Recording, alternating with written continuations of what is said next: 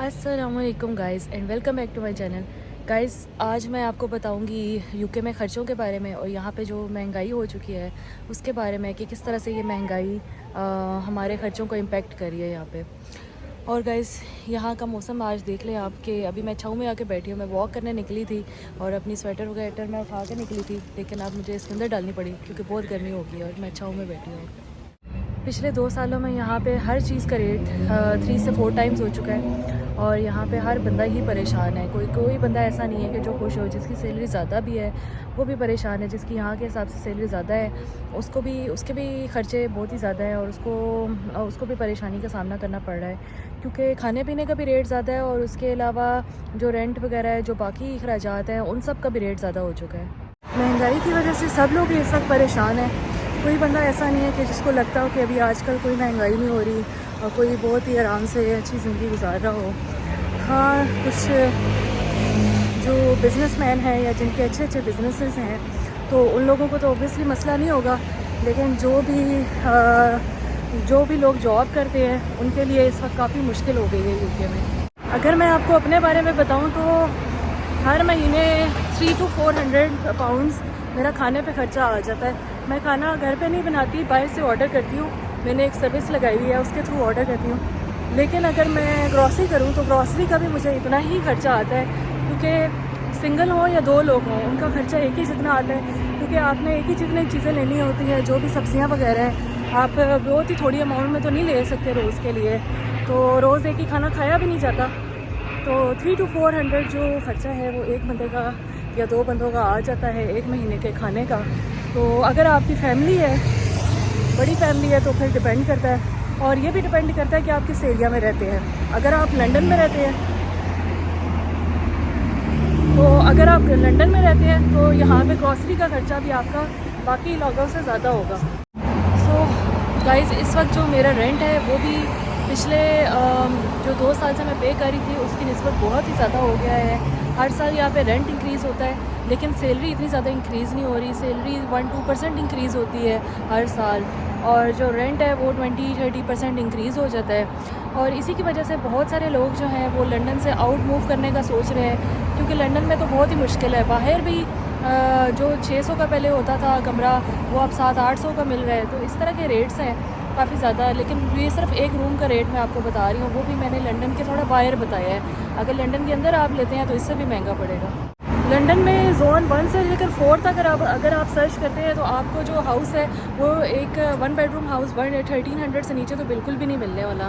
1300 तो minimum rate है, इसके ऊपर ही होगा। बल्कि जो नॉर्मल यहाँ पे एवरेज है वो 1500-1600 की चल रही है। लेकिन ये है कि अगर आप 1 बेडरूम से ज़्यादा लेते हैं, 2 बेडरूम्स या 3 बेडरूम्स लेते हैं तो इतना रेंट इंक्रीज़ नहीं हो रहा होता। हर 1 बेडरूम के हिसाब से जो 2 बेडरूम का रेट है वो इतना ज़्यादा इंक्रीज़ नहीं है। तो लेकिन अगर आप 2 अलग अलग 1 बेडरूम हाउसेस लेते हैं, 1 बेडरूम फ्लैट्स लेते हैं तो आपको बहुत ज़्यादा फ़र्क नज़र आएगा। और इसके अलावा अगर हम काउंसिल टैक्स की बात करें तो मेरा काउंसिल टैक्स तकरीबन 100 पाउंड्स है पर मंथ। तो लेकिन मेरा सिंगल ऑक्यूपेंसी हाउस है, यानी कि उसमें सिर्फ मैं रह रही हूँ, अकेले रह रही हूँ, इसलिए उसका जो रेंट है उसके ऊपर कंसेशन है।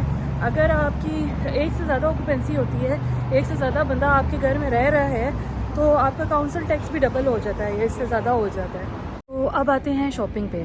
तो यहाँ पे हर चीज़ बहुत ही ज़्यादा महंगी है। यहाँ पे अगर आप कोई भी कपड़ा लेने जाएँ, कोई जूते लेने जाएँ, कुछ भी लेने जाएँ, बहुत ज़्यादा उनके रेट्स हाई हैं। तो जिस तरह पाकिस्तान में होता है ना कि आप नॉर्मल जो मिडिल क्लास लोग हैं वो भी ब्रांड से जाके शॉपिंग करते हैं और उनको 5-10 हज़ार का सूट मिल जाता है। लेकिन यहाँ पे इस तरह करना बहुत मुश्किल है क्योंकि अगर आप एक सूट भी लेते हैं तो अराउंड 100 to 200 पाउंड्स का आपको पड़ेगा। अगर आप नॉर्मल यहाँ पे एक शर्ट लेते हैं तो वो भी आपको 100 की पड़ेगी।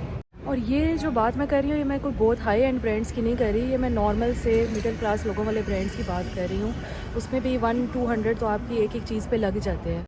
ऐसा नहीं है कि आप यहाँ पे सस्ते कपड़े बिल्कुल ले ही नहीं सकते, आप ले सकते हैं। सस्ते कपड़े भी एग्जिस्ट करते हैं, जैसे आप प्राइमार्क से शॉपिंग कर सकते हैं या और भी बहुत सारे ऐसे सस्ते ब्रांड्स होते हैं। लेकिन इनका मसला ये होता है कि इनकी क्वालिटी बहुत लो होती है। तो 1 से 2 महीने में इनकी क्वालिटी इतनी ख़राब होती है कि ये कपड़े ख़राब हो जाते हैं, तो फिर आपको नए लेने पड़ते हैं।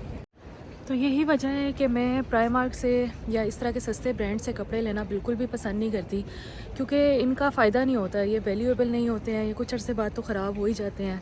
तो इसीलिए मुझे नॉर्मल क्वालिटी के कपड़े हैं वो लेने पड़ते हैं।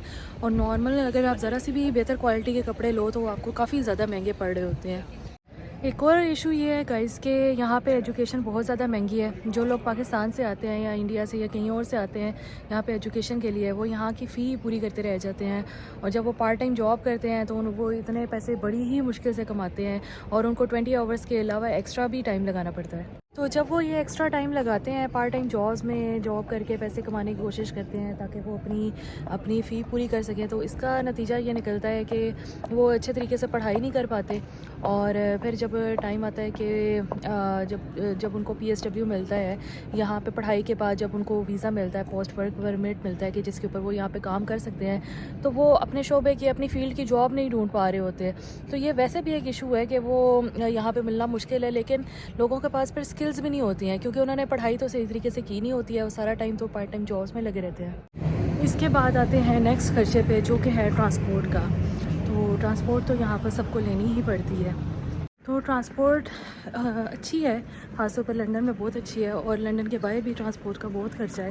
लेकिन मैं आपको लंदन का बता सकती हूँ, यहाँ पे 2.8 पाउंड्स आपको पर साइड पड़ता है अगर आप ट्यूब यूज़ करते हैं इन जोन 1 और 2। और इसी तरह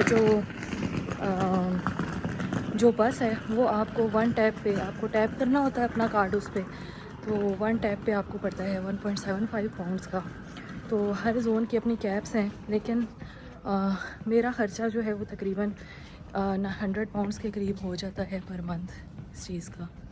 अगर आप पब्लिक ट्रांसपोर्ट नहीं यूज़ करते और यहाँ पे अपनी गाड़ी रखते हैं तो तब भी बहुत खर्चा है। तब आपको इंश्योरेंस के भी पैसे पे करने हैं और बाकी रोड ट्रैवल के भी करने हैं। तो यहाँ पे रोड के पैसे आपको अलग पे करने पड़ते हैं, पार्किंग के अलग पे करने पड़ते हैं, और जो थर्ड पार्टी इंश्योरेंस है उसके पैसे अलग होते हैं। तो ये मिला के काफ़ी सारा ख़र्चा बन जाता है। इंश्योरेंस अगर आप शुरू में लेंगे तो 100 to 150 पाउंड्स तक की पड़ेगी, और ये भी डिपेंड करता है कि आप किस इलाके में हैं। तो इसी तरह जो रोड टैक्स है और जो बाकी पार्किंग है, पार्किंग तो खैर बहुत ही महंगी है, ख़ासतौर पर लंदन के अंदर तो कुछ ज़्यादा ही महंगी है। जहाज़ उड़ रहे हैं इस टाइम। तो अपनी गाड़ी के भी बहुत खर्चे हैं, और अगर आप पब्लिक ट्रांसपोर्ट यूज़ करते हैं तभी बहुत खर्चे हैं।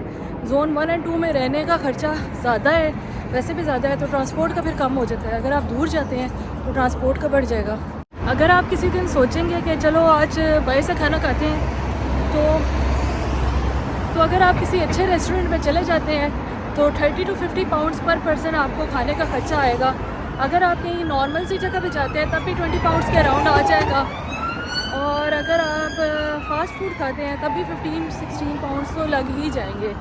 तो कभी कभी आपको बाहर से भी खाना होता है, तो इसका भी खर्चा हमारे ख़र्चों में ही काउंट होता है, क्योंकि पाकिस्तान में भी सब लोग बाहर से खाना खाते हैं, तो यहाँ पे भी ज़ाहिर है सब लोगों का दिल करता है, तो ये भी नॉर्मल ख़र्चों में ही आता है। इसी तरह अगर आप किसी दूसरे शहर में जाना चाहें, अगर आप अपने रिलेटिव्स को या अपने फ्रेंड्स को मिलने किसी दूसरे शहर जाते हैं तो ट्रेन का ख़र्चा बहुत ज़्यादा हो जाता है। अगर आप ट्रेन में जाते हैं तो जिस तरह मैं ब्रिस्टल काफ़ी ज़्यादा जाती हूँ, तो यहाँ से वो तकरीबन 2 घंटे के फासले पे है ट्रेन में, तो उसका ख़र्चा आता है तकरीबन 30 to 50 पाउंड्स का रिटर्न टिकट होता है। डिफरेंट उसके रेट चेंज होते रहते हैं। तो मेरे पास रेल कार्ड भी है, तो रेल कार्ड हो तो थोड़ा सा सस्ता पड़ता है, लेकिन फिर भी काफ़ी ख़र्चा होता है। तो ब्रिस्टल जाने का मुझे इतना ख़र्चा पड़ता है। लेकिन अगर मैं बस यूज़ करूँ, यहाँ से ब्रिस्टल की बस भी जाती है, तो वो डिपेंड करता है कि कौन सा टाइम है। 5 से 10 पाउंड की या 15 पाउंड्स तक की भी बस मिल सकती है, और जो बस है वो 3 घंटे लगाती है लंदन से लेकर ब्रिस्टल जाने में।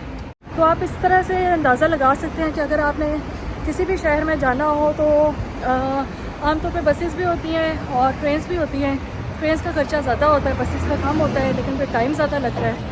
तो ये भी आप अगर 2-3 महीनों में एक दफ़ा भी चक्कर लगाते हैं तो ये ख़र्चा भी आपको काउंट करना चाहिए। तो गाइस, यहाँ के कुछ इम्पोर्टेंट खर्चे मैंने आपको बता दिए हैं इसके अलावा भी बहुत खर्चे हैं, जैसे जैसे मेरे जहन में आएंगे मैं साथ साथ वीडियो बनाती रहूँगी। इंशाल्लाह आप सबको बताऊँगी कि और यहाँ पे क्या क्या इश्यूज़ हैं। तो अगर आपको ये वीडियो अच्छी लगी और अगर आप इस तरह की और वीडियोस देखना चाहते हैं तो प्लीज़ मेरे चैनल को सब्सक्राइब कर दें और इस वीडियो को लाइक कर दें, तो ताकि मैं इस तरह की और वीडियोस बनाती रहूँ और कुछ ट्रैवलिंग वाली वीडियोस भी बनाऊँगी इंशाल्लाह। तो आपसे मिलते हैं नेक्स्ट वीडियो में, तब तक के लिए अल्लाह हाफ़िज़।